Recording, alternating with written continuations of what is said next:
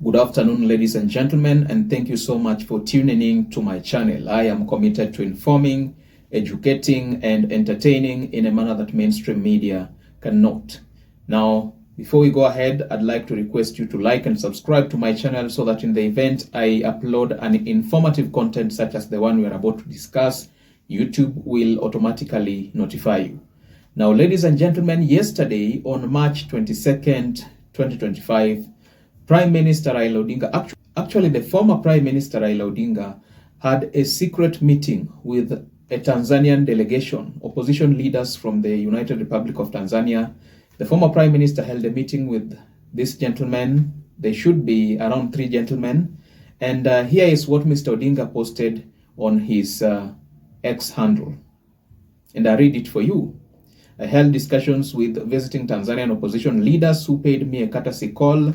We exchanged views on strengthening democracy on the continent, including effective contribution to national development by parties both in and outside of government. I encouraged them to prioritize dialogue and constructive engagement with their government in the interest of the nation and the preservation of Tanzanian democracy. I look forward to a peaceful and transparent elections in the upcoming Tanzanian polls. And you can see the photos that are there.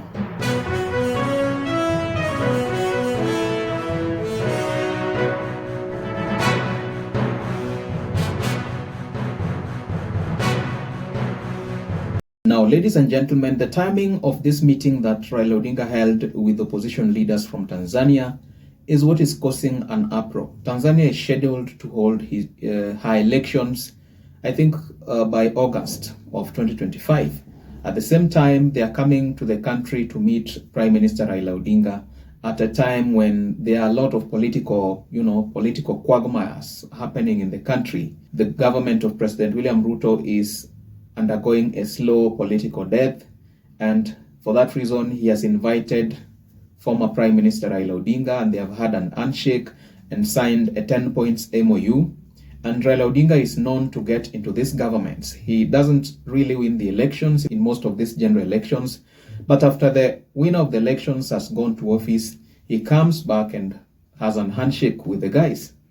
People are wondering what manner of benchmarking opposition leaders from Tanzania came to have with Prime Minister Raila Odinga, because this is the same gentleman that is accused of having betrayed the Gen Zs of Kenya. The Gen Zs had staged historic protests of June 2024, last year that is, and after the protests, the Gen Zs had several demands that they wanted the government to execute. And then, surprisingly, Raila Odinga went and had a marriage with William Ruto after all these protests, after all these demonstrations. So people are wondering what manner of benchmarking these opposition leaders are coming to have with Raila Odinga, who as we speak, we are not so sure whether he is in government or is in the opposition. Him and William Ruto have formed the so-called mongrel of government that was once criticized by President Ruto himself. So it is not clear whether these guys have come to benchmark, to learn from Raila Odinga how to be in government and at the same time stay in the opposition. It is not clear whether these guys have come from Tanzania to learn from Raila Odinga how to take advantage of the prevailing government's unfortunate circumstances. Remember, William Ruto's camp is breaking. After the impeachment of Rigathi Gachagua, William Ruto's political future was at crossroads. So then Raila Odinga saw this unfortunate turn of events for the president, and he decided that he's going to exploit this to its maximum potential. So it is precisely this that is creating an uproar. Raila Odinga has been accused of betrayal, of being a conman. Miguna has been accusing Raila of being a conman, of not staying true to the cause. Kenyans all over social media. Actually, during the time when Raila Odinga was vying to become the African Union Commission chairman, Kenyans all over the place, all over social media and Twitter, TikTok, Kenyans never wanted Raila Odinga to win, and he didn't win, and that was a great joy and pleasure for Kenyan youth. And it shows how this gentleman called Odinga, who was once loved by the people, has all of a sudden turned to be the most hated politician in this country. There are several accusations laid against him, especially after his handshake with President William Ruto. And so people are asking themselves, why is it that opposition leaders from Tanzania are coming to benchmark? Now that is the big question. Many in the country have classified Mr. Odinga's nature of politics to be that of betrayal, that of conmanship, because at one moment he declares that Ruto must go, and several days later he declares that there is nowhere that the president should go, because if he goes, then what happens to the country? So it is surprising that these people are coming from the United Republic of Tanzania to have a meeting, to schedule a meeting with the Prime Minister Raila Odinga. The details of this meeting, it has not been revealed actually. Raila Odinga himself has not revealed the contents of this meeting. He only said that they had a meeting, a wonderful engagement on partnership and so on and so forth, all those things that you saw that he posted on Twitter. But probably there could be something more serious. There could be some secrets that Mr. Odinga decided not to reveal to the public. Now, another thing is that it is very unusual for the opposition leader of a country to invite or rather schedule a meeting with the opposition leaders of another country and have fruitful discussions.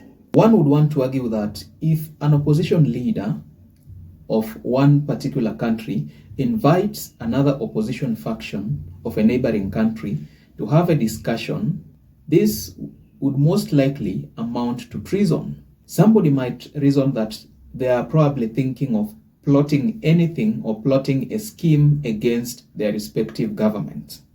I'm not so sure how President William Ruto will react to this. Probably Mr. Odinga had this meeting scheduled with the permission of President Ruto. I'm not so sure. But this is what Kenyans are saying on social media.